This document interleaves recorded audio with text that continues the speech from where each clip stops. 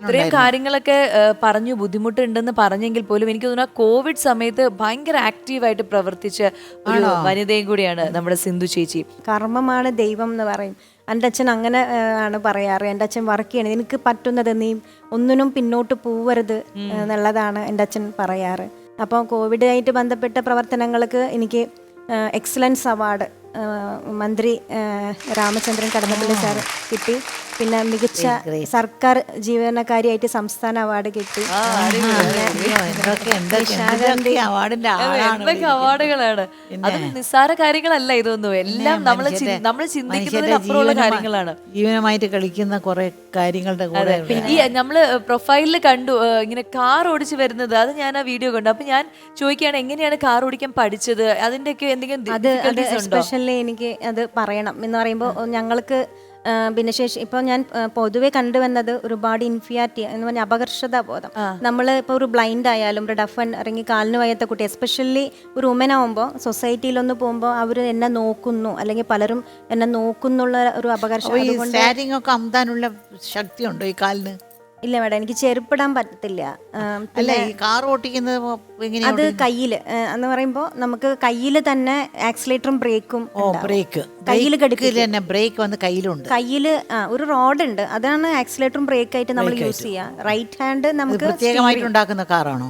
പ്രത്യേകിച്ച് differently ഏബിളിന് modified ചെയ്ത്. പക്ഷെ ഇത് പഠിപ്പിക്കാൻ ആരുമില്ല. ഇപ്പൊ സാധാരണ ആൾക്കാർക്ക് ഇത് പഠിപ്പിച്ച് എങ്ങനെ ഓടിക്കാൻ പറ്റുന്നുള്ള ഡ്രൈവിംഗ് സ്കൂളുണ്ട്. പക്ഷെ ഞങ്ങൾക്ക് അങ്ങനത്തെ ഒരു ഇതില്ല. അപ്പം നമ്മളത് സ്വയം പഠിക്കാന്നുള്ളതാണ്. ചേച്ചിയുടെ വാക്കുകളിൽ ചേച്ചി എല്ലാം തനിച്ച് ചെയ്യണം, എന്നെ ഞാൻ തന്നെ മുന്നിൽ കൊണ്ടുവരും എന്ന അത്രയും വിൽ പവർ ഉള്ള ഒരു ആൾക്ക് ആ ഒരു ദൃഢനിശ്ചയമാണ് ഇവിടെ ഒരു മാതൃകയാണ് നിങ്ങൾ.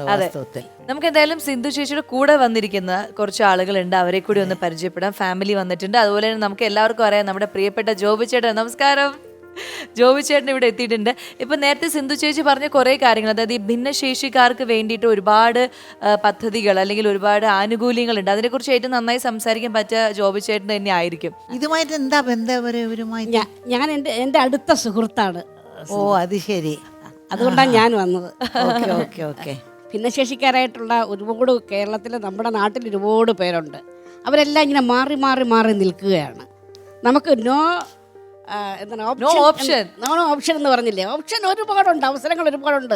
നമുക്ക് വേറെ നിവൃത്തിയില്ലാത്തപ്പോൾ നമ്മൾ എടുത്ത് ചാടുക, അത് കണ്ടെത്തുക എന്നുള്ളതാണ്. ഇത് കാലിന് ബലക്കുറവെന്ന് അമ്മ ചോദിച്ചു.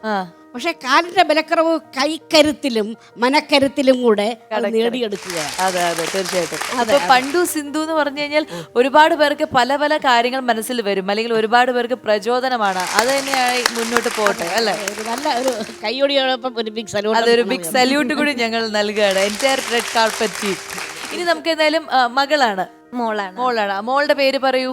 അവ്യുക്ത കൃഷ്ണ. ഏത് ക്ലാസ്സിലാ? ഫോർത്തിലാണ്. ഇനി സിന്ധു ചേച്ചിയുടെ അമ്മയാണ് വന്നിരിക്കുന്നത്, അല്ലേ? അതായത് ഡ്രൈവ് ചെയ്യണമെങ്കിൽ ഡ്രൈവ് ചെയ്തോളൂ, നിനക്ക് ഇഷ്ടമുള്ളതെല്ലാം ചെയ്യൂ, ഞാനുണ്ട് കൂടെ എന്ന് പറയുന്ന ഒരു അമ്മ.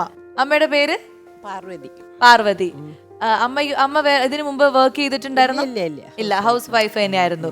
കുഞ്ഞിലെ മുതല് മകളുടെ കാര്യവും ഹസ്ബൻഡിന്റെ കാര്യമൊക്കെ നോർത്തി. ഇപ്പൊ ഇത്രയും കാര്യങ്ങളൊക്കെ നമ്മൾ പറയുമ്പോൾ സിന്ധു ചേച്ചിയെ കുറിച്ച് അമ്മയ്ക്കുള്ളൊരു അഭിമാനം, ഏറ്റവും വലിയൊരു അഭിമാനം എന്ന് പറഞ്ഞാൽ എന്താണ്? ഭാഗ്യമാണ്. ഇങ്ങനെ ഒരു മോളെ കിട്ടിയത് ഒരു ഭാഗ്യം തന്നെയാണ്. തീർച്ചയായിട്ടും ഭാഗ്യം.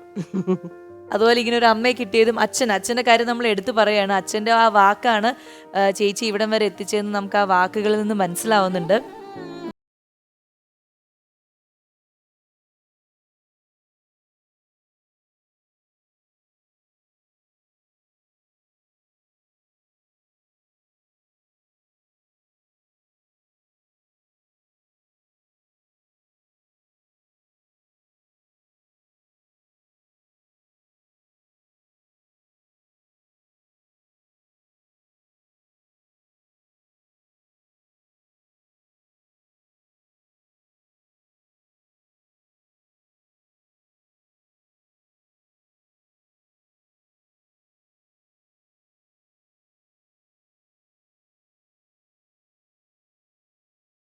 ഈ അവസരത്തിൽ ഓർക്കുകയാണ്.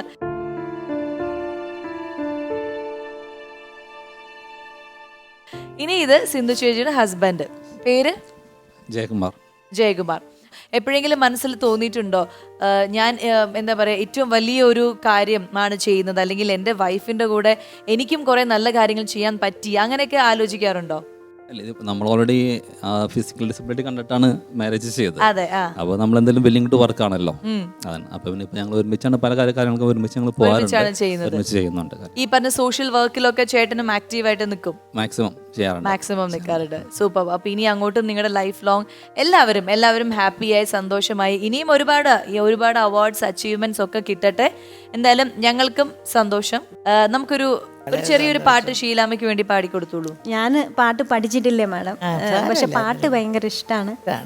അപ്പൊ പാട്ട് പഠിച്ചിട്ടില്ല ഞാൻ. എന്നാലും ഒരു 2 വരി 4 വരി. മൗനം പോലും മധുരം, മൗനം പോലും മധുരം ഈ മധുനിലാവിൻ മഴയിൽ, മൗനം പോലും മധുരം ഈ മധുനിലാവിൻ മഴയിൽ, മനസ്സിൻ മാധവം മിഴിയിൽ തൂകവേ, മനസ്സിൻ മാധവം മിഴിയിൽ പൂക്കവേ, രോമാഞ്ചം മൂടവേ, മൗനം പോലും